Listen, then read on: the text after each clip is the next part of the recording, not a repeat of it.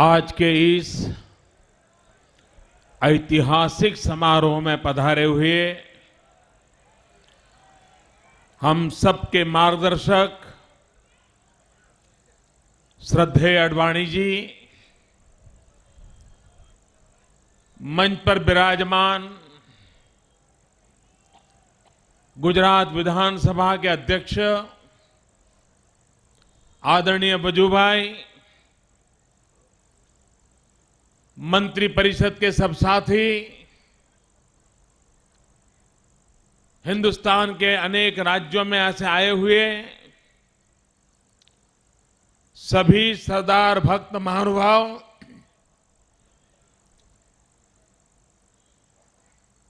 गुजरात के सभी वरिष्ठ नागरिक भाइयों बहनों,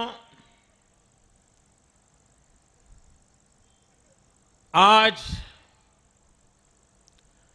नर्मदा के तट पर एक ऐतिहासिक घटना, एक नए इतिहास का, एक नए संकल्प का शिलान्यास हो रहा है।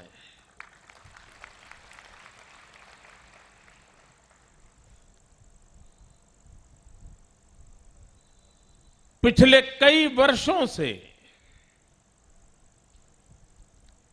इस सपने को मन में संजोया था। अनेक लोगों ने इस सपने में रंग भरे थे, नई नई कल्पनाएं दी थी, सुझाव दिए थे। एक प्रकार से अनेकों के मनोमंथन के बाद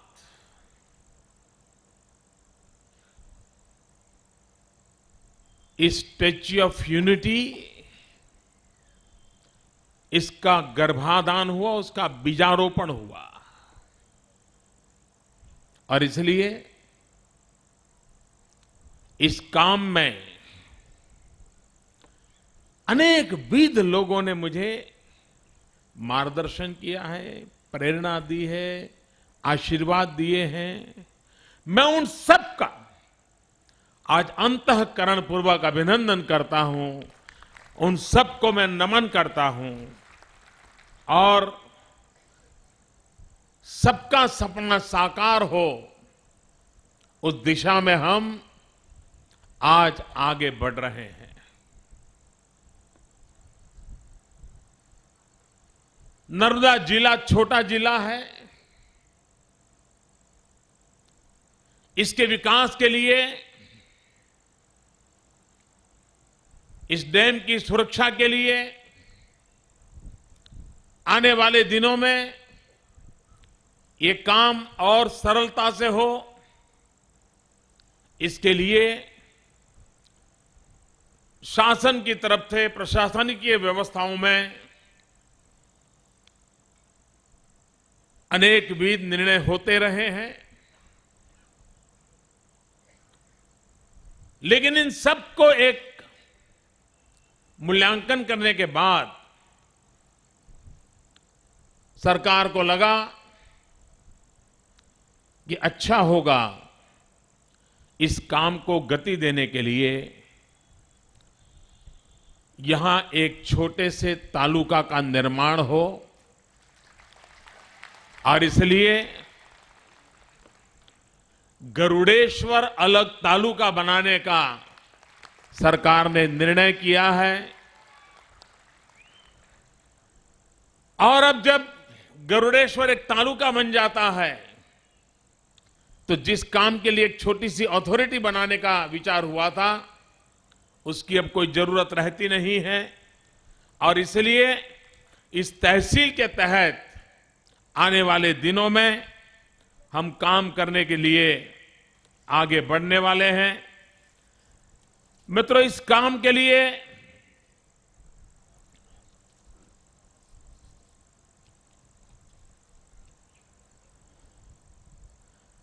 उसी प्रकार से कुछ सुझाव आए थे उपरवास में पानी मिलने के लिए। मैं मानता हूं कि मेरे आदिवासी भाइयों का इस पर पूरा अधिकार है, वो पानी उनको मिलेगा। इसी प्रकार से करजन योजना की गोरा डिस्ट्रीब्यूशन चैनल में से वहां के किसानों को पानी मिले, ये लंबे अरसे से मांग रही है।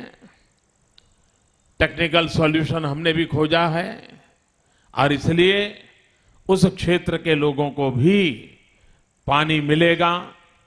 नर्मदा का डाबा कांठा यानी बाईं ओर का जो किनारा है, उन्हें भी नर्मदा का सिंचाई का लाभ मिले, उस दिशा में भी सरकार की तरफ से आने वाले दिनों में उस कार्य को संपन्न किया जाएगा। मित्रों, ये सरदार वल्लभ भाई पटेल का सपना था, जिसके कारण नर्मदा नदी पर ये सरदार सरोवर बांध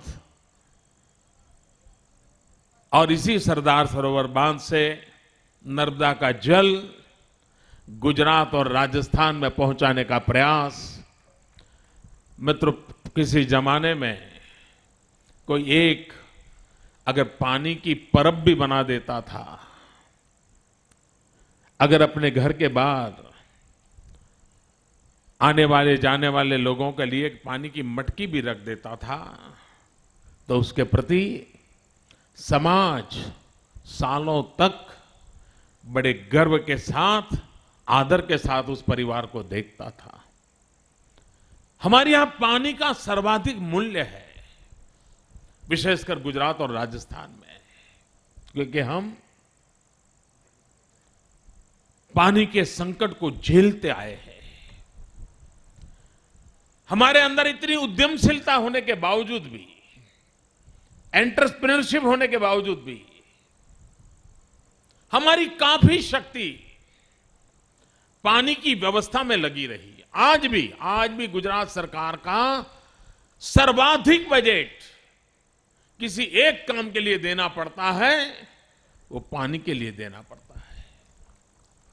मैं तो इतना ही नहीं, सरदार सरोवर योजना का शिलान्यास पंडित नेहरू जी ने किया था।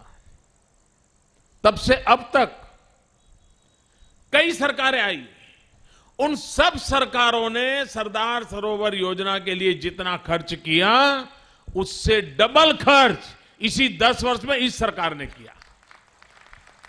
क्यों? क्योंकि हमें हर किसान के पास, हर इलाके में जो योजना बनी है, वो पानी पहुंचाना, उसके लिए हम लगे हुए हैं। लेकिन इस सारे काम का सपना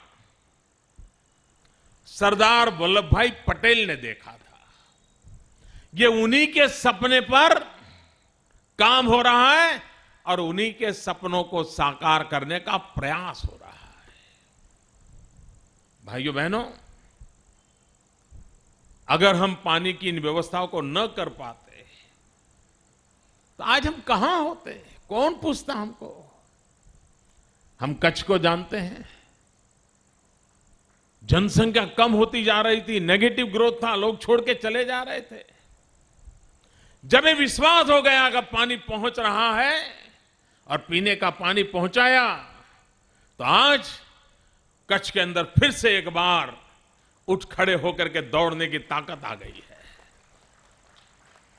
राजस्थान, मित्रों, वहां कोई भी सरकार हो, भाजपा की हो या कांग्रेस की हो, कार्यकर्ता बीजेपी का हो या कांग्रेस का हो, किसी भी दल का हो, लेकिन राजस्थान के किसी भी व्यक्ति से जब भी मिलते हैं, अरे मोदी जी आपने बहुत अच्छा काम किया, हमको पानी दे दिया, नर्मदा का पानी दे दिया, हर एक के मन में गौरव का भाव होता है। ये काम के मूल में सपना सरदार वल्लभ भाई पटेल का था। भाइयों बहनों, दुर्भाग्य से हमारे मन में अभी भी गुलामी का इतना बोझ है आजादी के इतने सालों के बाद भी हम गुलामी की छाया से निकल नहीं पाते हैं। और हमने गुलामी की छाया से निकलने के लिए, इस गुलामी के साये को तोड़ करके उठने के लिए कोई ऐसे काम करने होंगे जिसके कारण हम गर्व के साथ, आत्मसम्मान के साथ दुनिया के सामने खड़े हो सकते हैं। आज मैं आपको याद दिलाता हूं, आज से 15-17 साल पहले हिंदुस्तान में जब बजट पेश किया जाता था, वो बजट शाम को 5 बजे पार्लियामेंट में रखा जाता था। हिंदुस्तान आजाद होने के 50 साल के बाद भी हमारे देश में बजट पार्लियामेंट में शाम को 5 बजे रखा जाता था। किसी ने सोचा ये क्यों ऐसा था? ये शाम को 5 बजे इसलिए रखा जाता था क्योंकि अंग्रेजों के जमाने से वो परंपरा थी, और जब हमारे यहां 5 बजते थे उस समय उनके यहां 11, साढ़े 11 बजे का समय होता था और उनकी पार्लियामेंट चालू होने का समय होता था, उसको जोड़ करके 5 बजे रखा गया था। ये गुलामी की मानसिकता 50 साल तक चली। वाजपेयी जी जब प्रधानमंत्री बने तब पहली बार ये 5 बजे की परंपरा तोड़ी गई और सुबह 11 बजे बजट रखने की परंपरा शुरू हुई। कहने का तात्पर्य यह है कि हमारे सोच में, हमारे पूरी क्रिया प्रक्रिया में हमें पता तक नहीं होता है कि गुलामी किस कदर हमको दबोच रही है, हमें मानसिकता से कितना दबा करके रखा है। मित्रों, उसके सामने एक स्वाभिमान के साथ खड़े होने की आवश्यकता होती है। पूरे विश्व में हिंदुस्तान के प्रति हीन भाव से देखने की आदत हो गई थी। इंडियन ठीक है, हिंदुस्तान से ओ चलो चलो बाजू में जाओ, बाजू में, यही दुनिया में चलता था। जब वाजपेयी जी ने शासन में आने के कुछ ही महीनों में अणु विस्फोट किया, न्यूक्लियर टेस्ट किया, सारी दुनिया ने हिंदुस्तान का लोहा मानना पड़ा। यह देश सर ऊंचा करके खड़ा हो सकता है, यह विश्वास पैदा हुआ। और उसके बाद दुनिया की कोई ताकत अगर हिंदुस्तानी का नाम सुनती है तो एक बार तो देखते यार कुछ तो है। मित्रों, दुनिया के अंदर हमारे देश का कोई नागरिक क्यों ना हो, हमारे देश की कोई परंपरा क्यों ना हो, आज के युग में समय की मांग है।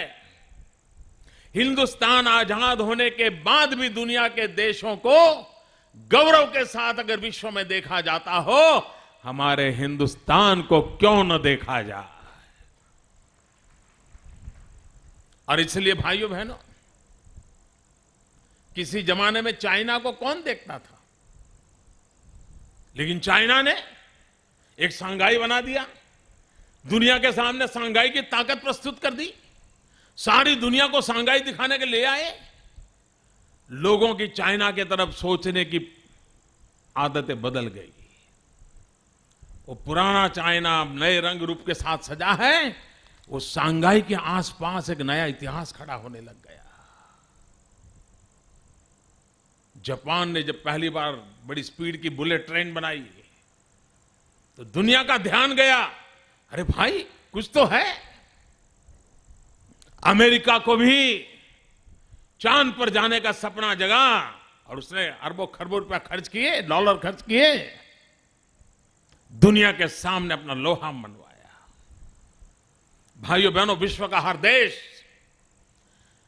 और आज समय की मांग है कि हमने भी हमारा एक ग्लोबल पोजीशनिंग करना चाहिए। 125 करोड़ का देश विश्व के सामने अनेक तरीकों से एक ताकत के मन में उभरना चाहिए। वो अनेक मार्ग हो सकते हैं, एक ही मार्ग नहीं हो सकता। अनेक क्रिया प्रक्रियाएं होती हैं और जरूरी होती है। आज भाइयों बहनों, ये सरदार पटेल का स्मारक सिर्फ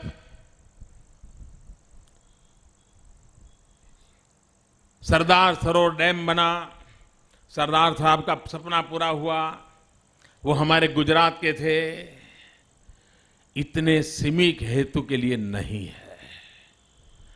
मित्रों, सपना बहुत बड़ा है। इस भव्य इमारत, ये भव्य स्मारक, उसकी ऊंचाई के कारण दुनिया को हिंदुस्तान की शख्सियत की ओर देखने के लिए मजबूर करेगी। और यह देश दुनिया को कैसे दिशा दिखा सकता है, इतने बड़े राजे रजवाड़ों को एक करने का भगीरथ काम, अंग्रेजों की कूटनीति का पर्दाफाश, भारत के नेतृत्व का, धरती से जुड़े हुए नेतृत्व का सामर्थ्य हम दुनिया के सामने प्रस्तुत करना चाहते हैं। और मित्रों, ये बात माननी पड़ेगी। अगर इतिहास की धरोहर की ओर देखें तो चाणक्य के बाद इस देश को एक बनाने का प्रयास अगर किसी महापुरुष ने किया तो उस महापुरुष का नाम है सरदार वल्लभ भाई पटेल।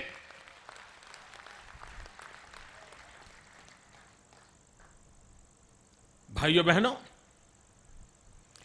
क्या हम राणा प्रताप का सम्मान करेंगे कि नहीं करेंगे? जरा जोर से बताइए। हम राणा प्रताप का सम्मान करेंगे कि नहीं करेंगे? हम छत्रपति शिवाजी महाराज का सम्मान करेंगे कि नहीं करेंगे? हम भगत सिंह का सम्मान करेंगे कि नहीं करेंगे? हम सुखदेव राजगुरु का सम्मान करेंगे कि नहीं करेंगे? क्या वो बीजेपी के मेंबर थे क्या?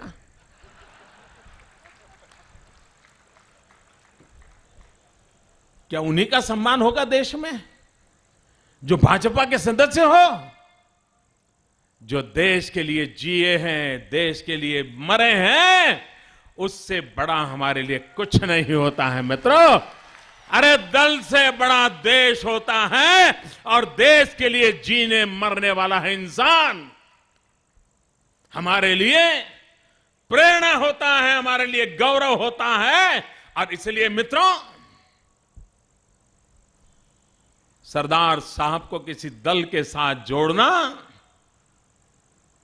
उनके साथ बहुत बड़ा अन्याय होगा। वो दल उनके जीवन का हिस्सा है, उसका इनकार इतिहास नहीं कर सकता है और नहीं नरेंद्र मोदी कर सकता है। लेकिन उनके जीवन की ऊंचाई भारत के गौरवगान से जुड़ी हुई है। और इसलिए मित्रों, हमें देश में विरासतों को कभी बांटना नहीं चाहिए। हमारी विरासतें सांझी होती है, लेकिन देश आजाद होने के बाद महात्मा गांधी ने छुआछूत के खिलाफ तो पूरे जीवन भर लड़ते रहे, लेकिन नई जो राजनीतिक छुआछूत देश में घुस गई है, भाइयों बहनों, समय की मांग है कि हम राजनीतिक छुआछूत को भी खत्म करें, नष्ट करें, देश के सपनों को संजोए मित्रों। और इसलिए मित्रों, मुझे 2 दिन पूर्व प्रधानमंत्री से मिलने का अवसर मिला, और प्रधानमंत्री जी ने एक बात बहुत अच्छी कही। मैं उनका आभार व्यक्त करता हूं और मैं उनकी बात के लिए गर्व करता हूं। मेरे मीडिया के मित्र उसको समझ नहीं पाए, उन्होंने गाड़ी उल्टी दिशा में चला दी। हो सकता है उनकी रोजी रोटी के लिए करना पड़ा होगा, लेकिन मैं प्रधानमंत्री की इस बात का गौरव करता हूं, आदर करता हूं। उन्होंने कहा, सरदार साहब सच्चे सेक्युलर थे। हम भी कहते हैं इस देश को सरदार साहब वाला सेक्युलरिज्म चाहिए, वोट बैंक वाला सेक्युलरिज्म नहीं चाहिए। सरदार साहब सेक्युलर थे, लेकिन उनको सोमनाथ का मंदिर बनाते हुए उनका सेक्युलरिज्म आड़े नहीं आया था। इस देश की अस्मिता को लेकर के चले थे। और इसलिए प्रधानमंत्री जी, सरदार साहब के सेक्युलरिज्म का इस देश को समय की आवश्यकता है। हमें देश को सरदार साहब का सेक्युलरिज्म चाहिए, तो ये देश कभी बटेगा नहीं। भारत एक हुआ। राजे रजवाड़े किसी एक बिरादरी के नहीं थे, किसी एक संप्रदाय के नहीं थे, किसी एक समाज के नहीं थे।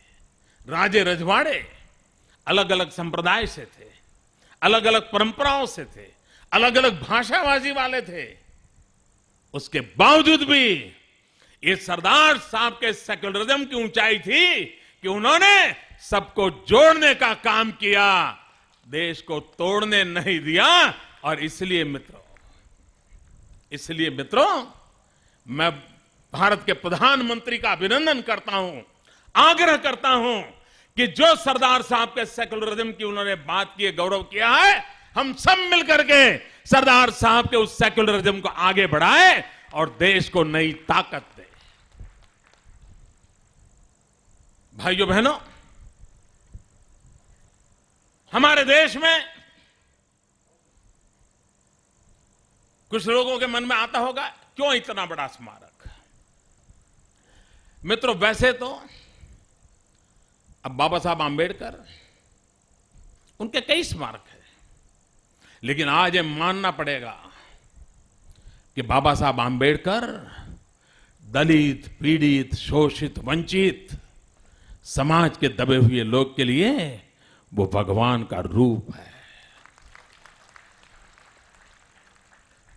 और जो भी दलित, पीड़ित, शोषित, वंचितों के लिए भला चाहते हैं, उनको बाबा साहब आंबेडकर से प्रेरणा मिलती है। और तब ये बाबा साहब आंबेडकर को पूछा नहीं जाता है वो किस दल के थे।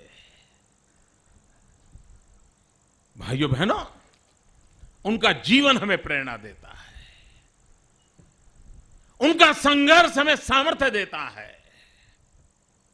और इसलिए हमारी कोशिश यह है कि हम हमारी विरासतों को बांटने दें।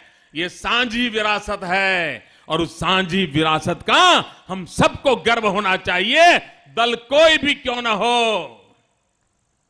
हम सबका दिल देश के लिए होना चाहिए, देश के हर महापुरुष के लिए होना चाहिए। भाइयों बहनों,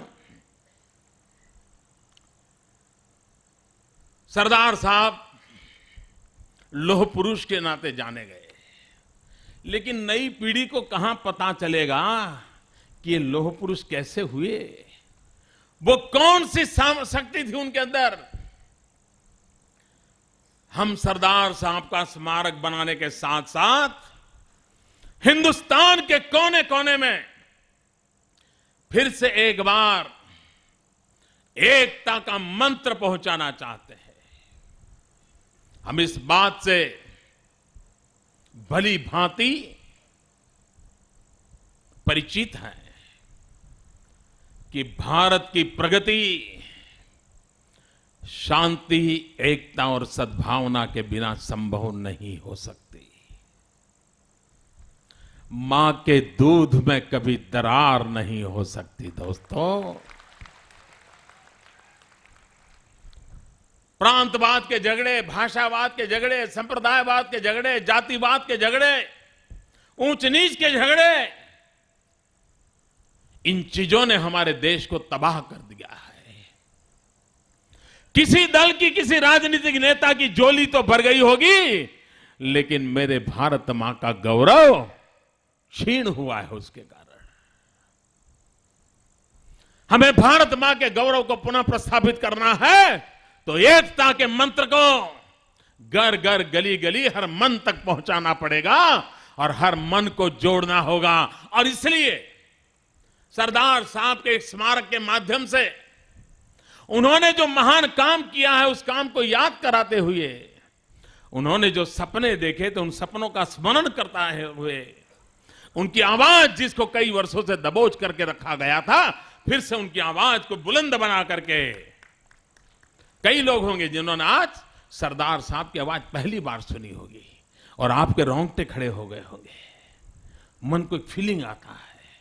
भाइयों बहनों, हमने सबसे पहले गांधीनगर में महात्मा मंदिर बनाया, महात्मा गांधी की स्मृति बनाया। लेकिन ये मजे की बात है, हमने जब महात्मा गांधी का मंदिर बनाया और उसका काम अब भी चल रहा है और विश्व के हर व्यक्ति को प्रेरणा दे ऐसा वो स्मारक बनने वाला है, लेकिन उस समय हमको किसी ने चैलेंज नहीं किया कि मोदी तुम तो बीजेपी वाले हो, गांधी तो कभी बीजेपी में नहीं थे, तुम उनका स्मारक क्यों बना रहे हो? किसी ने चैलेंज नहीं किया। लेकिन जब सरदार साहब की बात आई तो परेशानी क्यों हो रही है?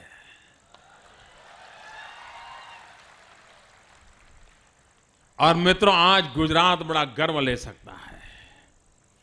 कभी पहले 31 अक्टूबर को भारत सरकार के अखबारों में जो एडवर्टाइजमेंट आती थी, सरदार साहब कहीं नजर नहीं आते थे।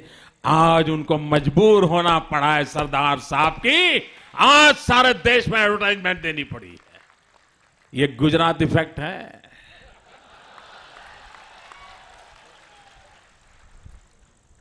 हमारे महापुरुषों को भुला कैसे दिया जा सकता है मित्रों? अरे हमारी भी किसी ने आलोचना की हो तब भी उनके महान कार्यों की पूजा करना आने वाली पीढ़ियों का काम होता है मित्रों। तभी तो प्रेरणा मिलती है मित्रों।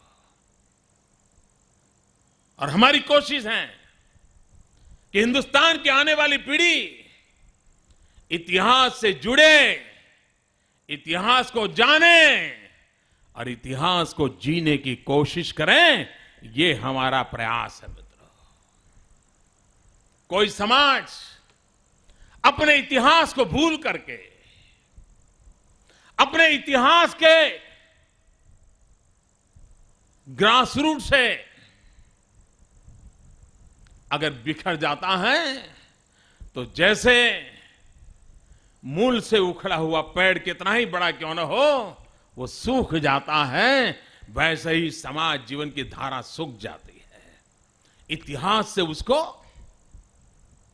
ताकत मिलती है, प्रेरणा मिलती है, रास्ते खोजने को मिलते हैं। और हमारे देश के लिए अगर सबसे बड़ी एक समाज की मन में एक आवश्यकता है तो हमारी सोसाइटी हिस्ट्री कॉन्शियस होनी चाहिए। इतिहास को भुला देने वाली समाज व्यवस्था नहीं होनी चाहिए। इस सरदार साहब की प्रतिमा के माध्यम से हम आने वाली पीढ़ी को वो नजराना देना चाहते हैं। भाइयों बहनों, ये मूर्ति कैसी बनेगी तो उसमें तो दुनिया भर के एक्सपर्ट को हम लगाएंगे, कोई छोटा काम नहीं है।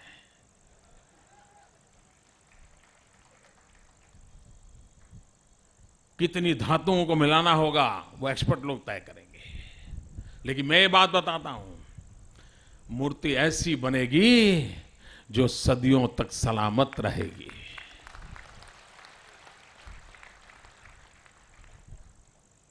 इस काम को हम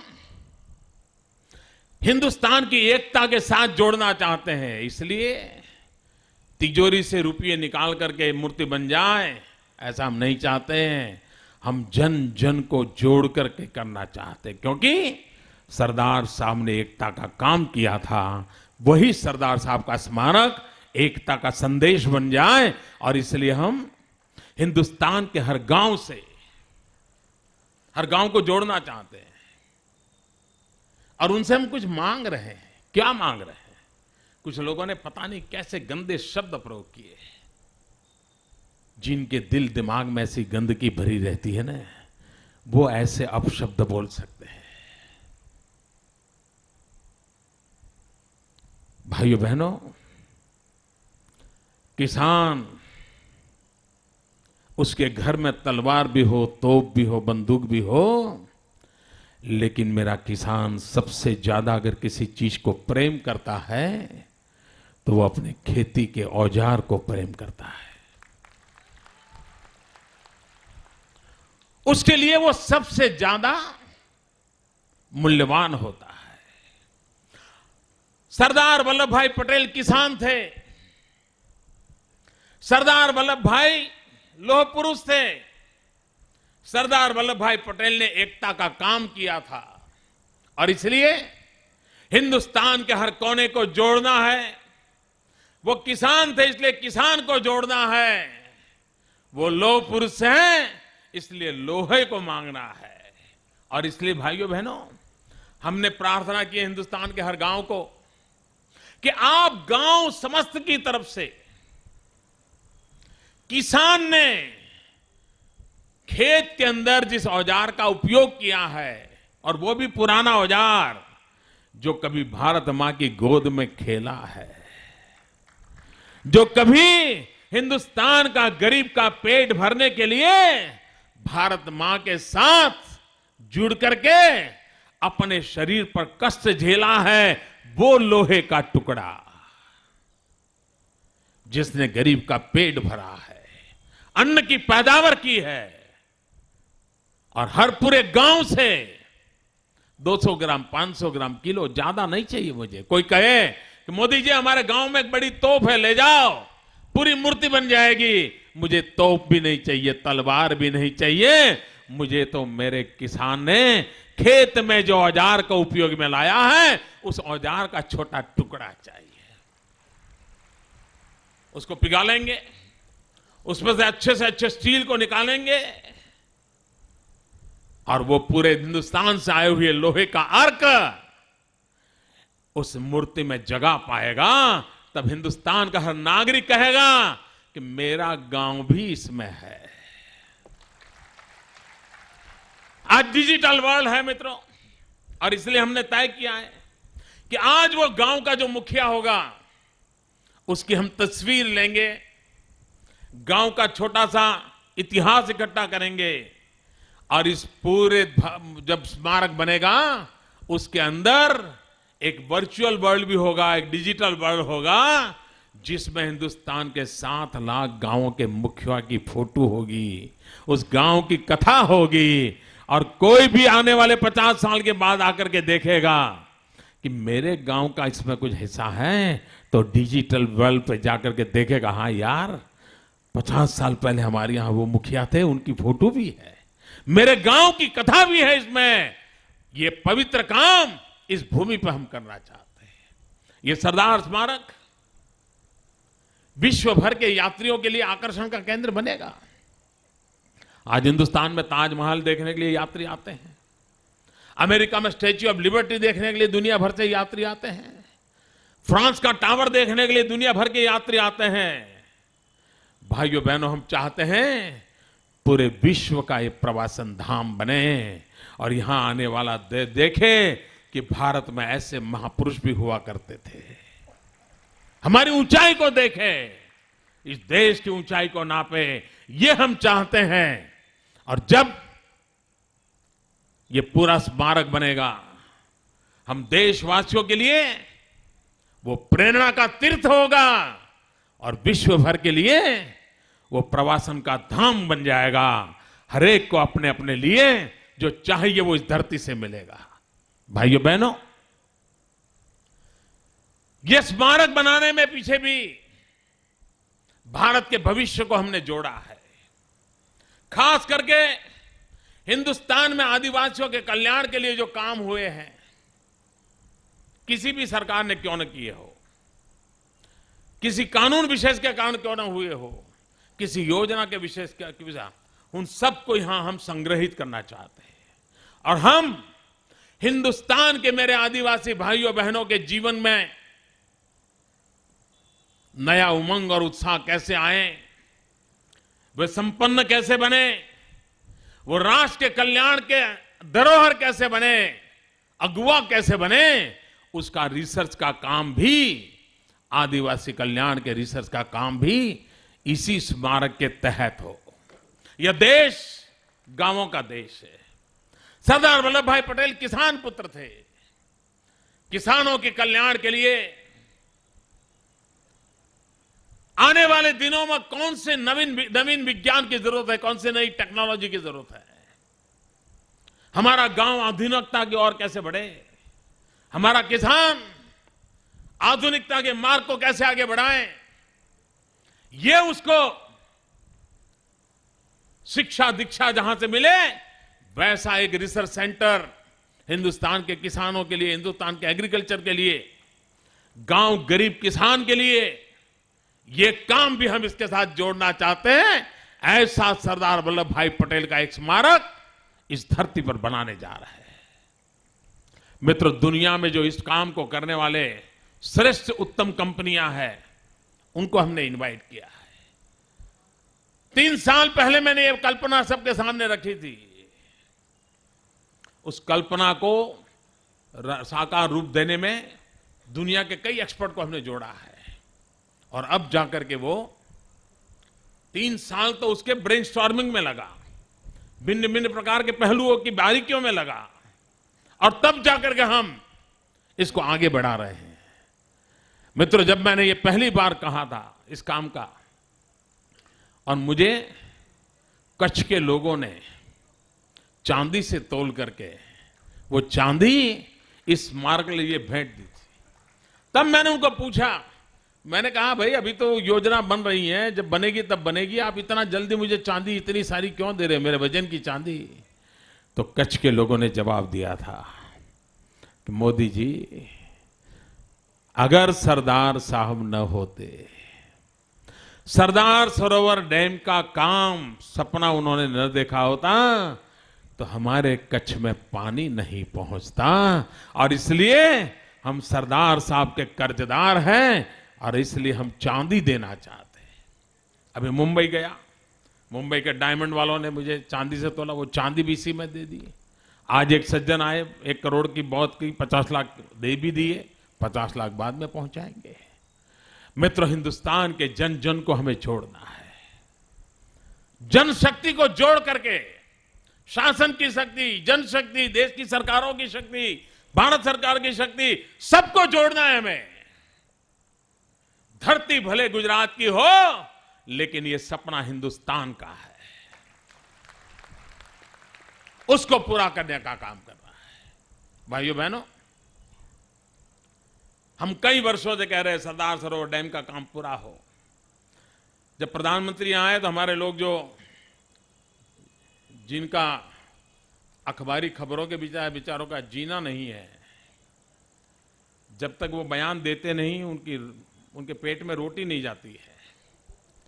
ऐसे लोगों ने डैम क्यों पूरा नहीं होता ऐसे के सवाल उठाए थे, और कुछ मित्र हैं हमारे जिन्होंने मोदी को समाप्त करने की सुपारी उठाई है।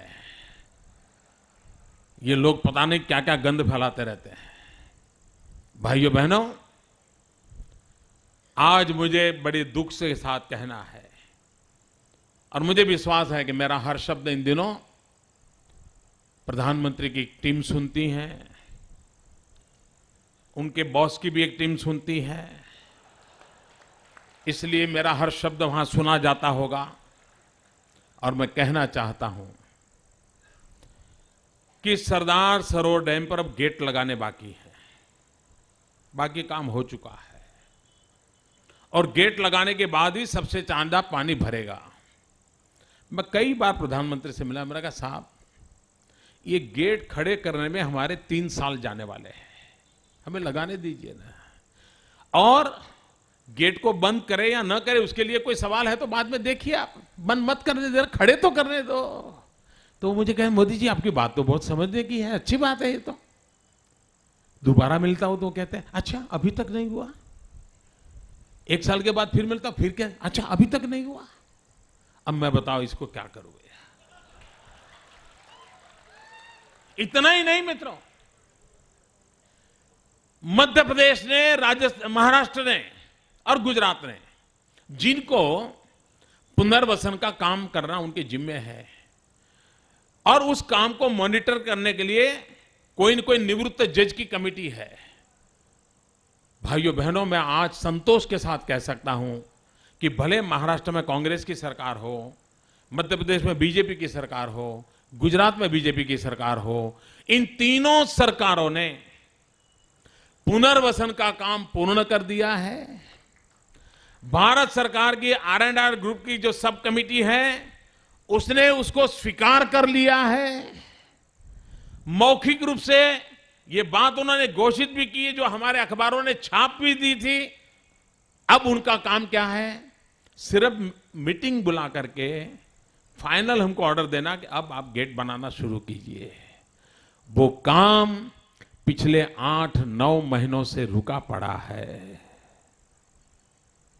और जब मेरे अफसरों को मैं भेजता हूं, जरा पूछो तो सही भाई क्या मुसीबत है, क्या तकलीफ है, तो अफसर लोग यही कहते हैं कि साहब आप समझते हैं ना। मैं खुला बोलूं? समझ गए ना? मुझे नहीं बोलना है। इसी के कारण रुका हुआ है मित्र, इसी के कारण रुका हुआ है। मैं आज फिर नर्मदा मैया के तट पर से देश के प्रधानमंत्री को आग्रह करता हूं कि राजस्थान और गुजरात को पानी चाहिए, महाराष्ट्र मध्य प्रदेश को बिजली चाहिए।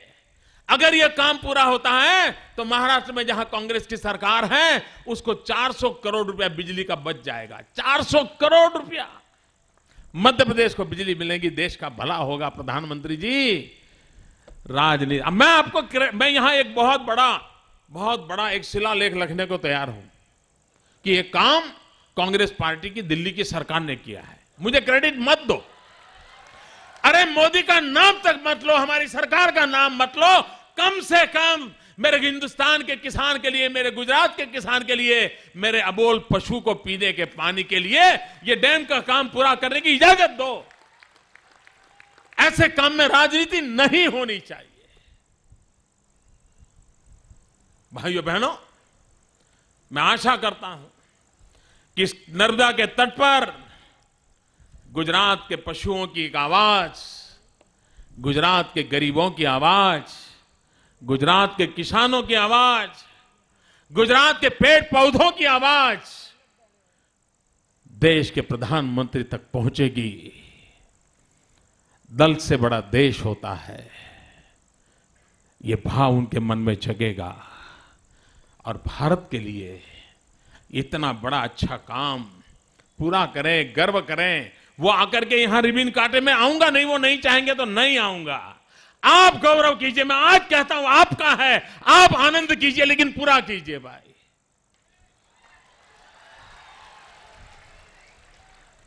भाइयों बहनों, आज जब हम एकता का मंत्र लेकर के चले हैं, तब देश को जोड़ना ये सपना लेकर के चले हैं, तब सरदार पटेल की भव्य स्मारक का निर्माण करने जा रहे, तब विश्व का सबसे बड़ा ऊंचा स्टैच्यू ऑफ लिबर्टी से 2 गुना बड़ा विश्व का सबसे बड़ा स्टैच्यू, भाइयों बहनों, उसका निर्माण करने जा रहे, तब एकता का स्मारक है।